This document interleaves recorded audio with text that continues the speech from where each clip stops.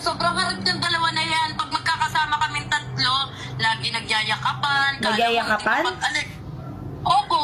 Yung dalawa na yan, hindi mapaghiwalay. How to live just like they would. It ain't their business, but they in it. I Tumatawag si Elaine, guys. Ha? Tumatawag. Sino? Si Elaine. Shilin. Hello. Hello, bakit? Si Ate Aya, miss ko na po kayo. Andito, kasama ko. Di mo ba tinawagan? Ate Aya, Hello, be. Oo. ate, napanood ko yung vlog mo, te. Alam mo, may sabihin po ako sa'yo. Oh. Alam mo, te, tama ka. Ganyan talaga yan sila.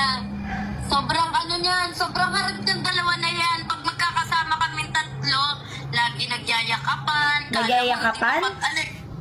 Opo. Yung dalawa na yun, hindi mapaghiwalay.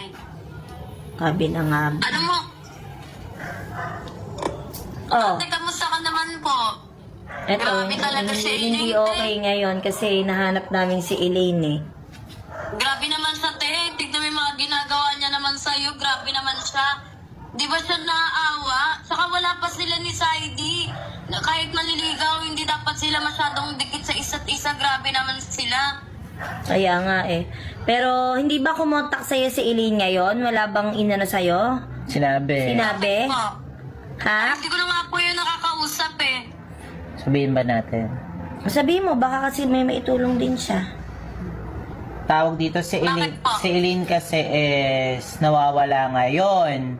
So, tinignan namin sa kwarto, pinalitan niya tinakpan niya ng kumot yung unan para magmukhang siya. Tapos nag-review kami ng CCTV, umalis, tapos wala yung cellphone niya, naiwanan niya dito. Baka ako kinontak ka. Ay, wala po. Si Saidi ang tanongin nyo. Baka nagtana na po. Hindi, yung dalawa. tinawagan na namin si Saidi, wala daw eh. Tinawagan din namin si Mami B.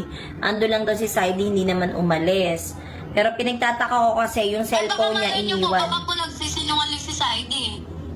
Sa tingin mo ba sumama si Elaine kay Saidi? Ay, syempre, yung dalawa pangalan po dito, pangalan po, hindi nga po mapaghiwalay eh. Alam mo, ikamamatay na po nila pag maghihiwalay silang dalawa.